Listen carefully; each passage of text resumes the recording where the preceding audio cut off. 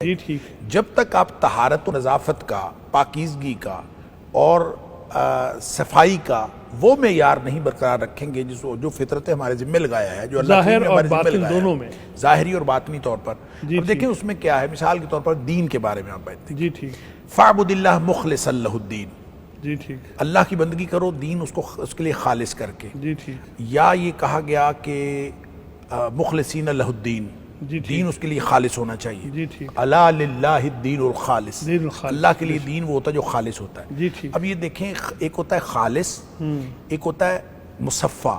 یہ دونوں قرآنی اصطلاحات، جی ٹھیک. دونوں میں فرق سمجھیے. جی.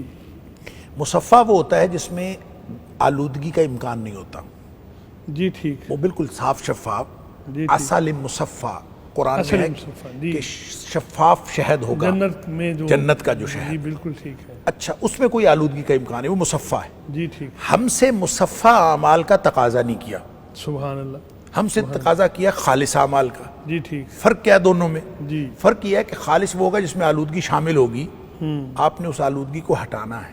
جی ٹھیک. خالص کرنا، اس خالص یخلصو کو اگر آپ عربی میں دیکھیں تو یہ جو آگ کے اوپر سونے کو تپانا کہ اس میں سے میل کچیل نکل جائے، ہاں، خالص کرنے کے لیے. خالص کرنا. جی ٹھیک. تو یہ گویا ہم سے جو تقاضا ہے وہ آلودگی، وہ صوتی آلودگی ہو، وہ کوئی آہنگ کی آلودگی ہو، وہ کوئی غذا بصری کی آلودگی ہو، آلودگیاں وہ کوئی ہیں. بصری آلودگی ہو، وہ ٹھیک. سماعتوں کی آلودگی ہو، جی ٹھیک. وہ کسی بھی قسم عقیدے کی آلودگی ہو، جب تک آپ ہر عمل کے دوران یہ خالص کا تقاضا اس لیے کیا ہے کہ آلودگی کا امکان ہر وقت باقی رہتا ہے. جی ٹھیک. اور وہ آلودگی اور کچھ نہ تو ریاکاری کی آلودگی تو اللہ موجود رہتی ہے، اکبر، اللہ تو ہر وقت موجود رہتا ہے. اور جس طرح سے عمل کرنے کے لیے ایفرٹ آپ نے کرنی ہے، اسی طرح سے اس کو خالص کرنے کے لیے بھی ایفرٹ کرنی ہے. جی ٹھیک. اور جس طرح سے عملی ایفرٹ آخر وقت تک، موت تک باقی رہے جاری گی، رہے گی. اسی طرح اس کو خالص کرنے کی اور آلودگیوں سے بچانے کی ایفرٹ بھی آخر تک باقی رہے گی. سبحان اللہ. لہٰذا اسی تصور کو آپ تمام قسم کی آلودگیوں کے اوپر اور ہر قسم کے